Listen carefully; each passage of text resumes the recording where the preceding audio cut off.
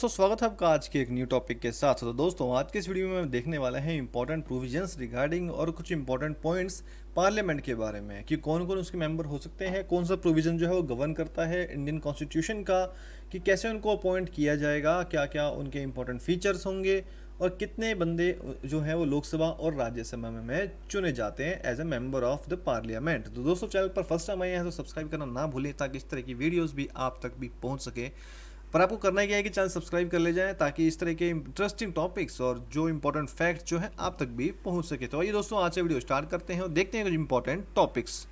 तो सबसे पहले हम बात करें कि what exactly is the parliament, यानी कि पार्लियामेंट जनरली है क्या, उसका जनरली मीनिंग क्या है। तो उसको अगर बिल्कुल सिंपल भाषा में कहें तो कह सकते हैं the group of people who are elected to make and change the laws of a country. यानी कि दोस्तों, एक ग्रुप वो कह सकते हैं किसी भी व्यक्तियों का समूह जिनको चुना गया है कि किसी भी कानून में बदलाव करने के लिए या कुछ भी चेंज या नए कानून को बनाने के लिए। जैसे कि हम जानते हैं कि हमारा जो कानून होता है उसमें वक्त के अनुसार कुछ बदलाव करने की जरूरत होती है, जैसे कि आईपीसी हो गया, सीआरपीसी। जैसे जैसे वक्त आगे बढ़ता है तो उसमें कुछ लॉ को अमेंड करने की जरूरत पड़ती है और अमेंडमेंट लॉ में की जा सकती है, उसका प्रोविजन सब कॉन्स्टिट्यूशन में दिया गया है। लेकिन यहाँ पे सिर्फ इनका कहना है कि कुछ,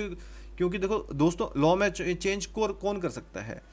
क्योंकि हम और आप तो नहीं कर सकते। तो उनके लिए क्या है कि एक ग्रुप ऑफ पीपल को अपॉइंट किया जाता है। ग्रुप ऑफ पीपल है वो पार्लियामेंट में इसको लॉ को रिप्रेजेंट करके कि क्या क्या मेक और क्या क्या चेंजेस की जरूरत है कानून में, उसको रिप्रेजेंट करते हैं और उसके बेस के आधार पर ही आगे लॉ में कुछ चेंजेस किए जाते हैं। तो यह जनरली हम बात करें कि आर्टिकल 79 ऑफ इंडियन कॉन्स्टिट्यूशन या पार्ट 5 ऑफ द यूनियन में कहा गया है कि the parliament of India consist of the president of India and the two houses of parliament known as the council of states, जिसे हम राज्यसभा कह सकते हैं, and the house of the people या जिसे हम लोकसभा कहते हैं। इंडियन पार्लियामेंट की अगर बात करें कि भारतीय जो सदन है तो उसमें it is the supreme legislative body of our country and trusted with the role to make laws for the nation and the betterment of its citizens. दोस्तों, ये इंडियन पार्लियामेंट जो है एक सुप्रीम लेजिस्लेटिव बॉडी है हमारे देश की, जिसका जो मेन रोल है कि लॉज को बनाना राष्ट्रीय के स्तर पे, और वो ताकि जिससे कि किसी सभी नागरिकों का, भारतीय जो इंडियन सिटीजन है उस सब का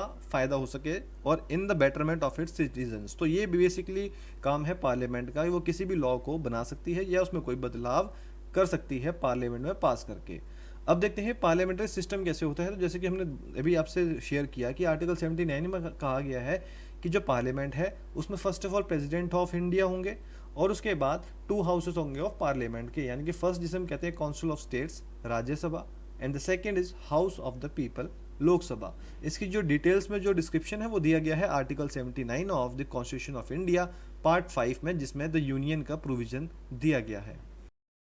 सबको ये जानना जरूरी है कि उसमें कितने मेंबर्स हो सकते हैं, यानी कि राज्यसभा में जो लोग जनरली पीपल होंगे तो उनको कैसे अपॉइंट किया जाएगा, कितने उसमें मेंबर्स हो सकते हैं, तो वो सब भी जो फिक्स किया गया है। यानी कि राज्यसभा की अगर हम बात करें तो उसमें टोटल जो स्ट्रेंथ होगी मेंबर्स की वो 250 हो सकती है, जिसके में से 238 जो होंगे वो कौन होंगे, वो होंगे representative of the states and UTs, यानी कि जो भी स्टेट्स के और यूटीज़ के जो रिप्रेजेंटेटिव होंगे वो अपने अपने स्टेट्स को रिप्रेजेंट करेंगे कहाँ पे, पार्लियामेंट में। क्योंकि देखो हर स्टेट में जो लॉ है वो अकॉर्डिंग टू कस्टम्स गवर्न करता है, वहाँ पे कुछ डिफरेंस भी हो सकता है। तो वो जो है पार्लियामेंट में अकॉर्डिंग टू नीड रिप्रेजेंट करेंगे कि क्या लॉ चेंजेस करने की आवश्यकता है। और इसके द्वारा 238 तो होंगे जो रिप्रेजेंटेटिव होंगे, और उसके अलावा जो 12% होंगे यानी कि 12% जो होंगे वो नॉमिनेटेड किए जाएंगे by our president of India. Next अगर बात करें लोकसभा की, ये तो हमने राज्यसभा में देखा कि 250 मेंबर्स का होना जरूरी है। अब बात करेंगे अगर लोकसभा की, तो लोकसभा में टोटल 545 मेंबर्स होंगे, जिसमें कि 530 जो होंगे वो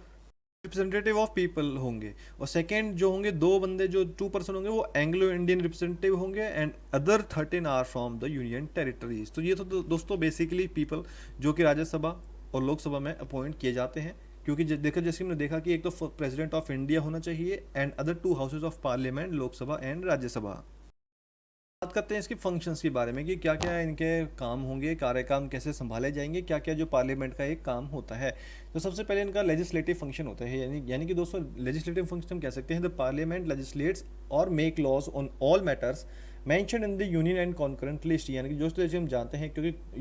कॉन्स्टिट्यूशन ऑफ इंडिया में लिस्ट डिफाइन की जाती हैं, तो जिसमें से यूनियन एंड कॉन्करेंट लिस्ट में जो भी सब्जेक्ट्स या कंसेप्ट दिए गए होंगे टॉपिक्स, उसके आधार पर जो है वो पार्लियामेंट जो है वो लेजिस्लेट करेगी, यानी कि जो लॉ में बदलाव करेगी उन मैटर्स पे जो matter union and concurrent list में दिए गए हैं अंडर इंडियन कॉन्स्टिट्यूशन। उसके बाद सेकंड है एग्जीक्यूटिव फंक्शंस, यानी कि एग्जीक्यूटिव फंक्शंस जो भी होंगे उस पर कंट्रोल होगा पार्लियामेंट का। थर्ड है इसमें financial functions, it has exclusive powers to provide ways and means through which revenue has to be raised for public services, यानी कि जो भी जनरली फाइनेंशियल सर्विसेज होंगे, फाइनेंशियल फंक्शंस होंगे, उन पर पार्लियामेंट के थ्रू ध्यान दिया जाएगा। नेक्स्ट फंक्शन है अमेंडिंग पावर, यानी कि दोस्तों the parliament has the power to amend the constitution of India,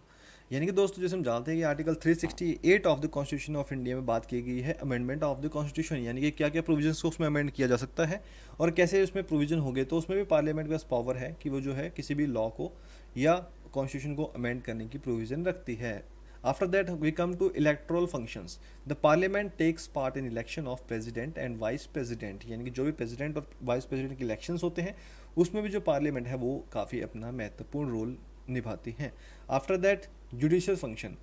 punitive power to punish in case of breach of privilege by the members of house, यानी कि जो मेंबर्स ऑफ हाउस हैं अगर इनके द्वारा किसी भी प्रिविलेजेस को, यानी कि जो सावधानियां इनको बरतनी चाहिए उसका अगर उल्लंघन किया जाता है तो पार्लियामेंट के पास रिस्पेक्टिव पर्सन को पनिश करने के लिए प्यूनिटिव पावर भी दी गई है एज ए जुडिशियल फंक्शंस। तो हम आगे बात करें कि लॉन्गेस्ट स्पीचेस जो पार्लियामेंट में दी गई हैं आज तक, क्या क्या रिकॉर्ड उसमें रहा है। तो सबसे पहले अगर हम अपने करंट प्राइम मिनिस्टर की बात करें नरेंद्र मोदी, तो उनका जो है रिकॉर्ड रहा है कि उन्होंने इन द ईयर 2017 में 2017 में उन्होंने 1 घंटा 30 मिनट की जो स्पीच है वो पार्लियामेंट में दी थी। तो उससे पहले जो रिकॉर्ड था वो था हमारे अटल बिहारी वाजपेयी लेट का, जिनका कोई रिकॉर्ड अराउंड 1.5 आवर्स था जो कि इन द ईयर 1996 में था। इसी के साथ और भी रेप्यूटेड पर्सन थे, जैसे कि अगर हम बात करें हमारे श्रीमती निर्मला सीतारमन की, तो उन्होंने भी अराउंड 2 आवर्स 42 मिनट्स की भी स्पीच वो दे चुके हैं पार्लियामेंट में। और इसी के साथ मिस्टर अमित शाह की बात की जाए तो उन्होंने भी 1 आवर 20 मिनट्स की जो स्पीच थी वो पार्लियामेंट में दी थी 2018। बाद लेट सुषमा स्वराज की भी, उनकी भी अराउंड 1 आवर 45 मिनट्स की स्पीच थी 2003 में। और उसके बाद मिस्टर गुलाब नबी आज़ाद, उन्होंने भी 1 आवर की लगभग स्पीच दी थी 2018 में।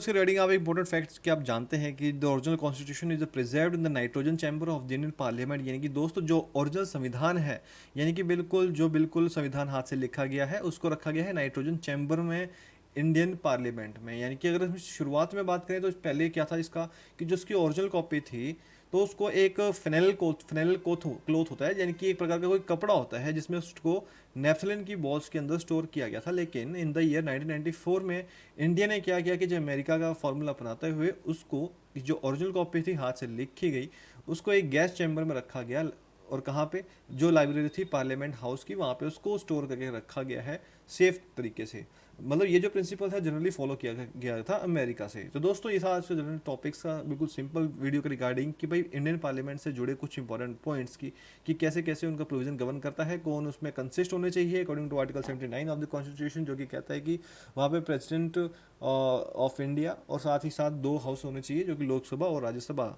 दोस्तों आपको आज की वीडियो इन्फॉर्मेटिव लगी है तो चैनल को सब्सक्राइब किए बिना मत जाइए और बेल आइकन प्रेस करना ना भूले ताकि इस तरह के इंपॉर्टेंट अपडेट्स आप तक पहुंच सके। वीडियो को लाइक और शेयर कीजिए और आपके माइंड में कोई क्वेरी हो इस वीडियो के रिगार्डिंग तो हमें कमेंट बॉक्स में मेंशन कर सकते हैं। मिलते हैं जल्दी दोस्तों आपको न्यू टॉपिक के साथ। Thanks for watching this topic.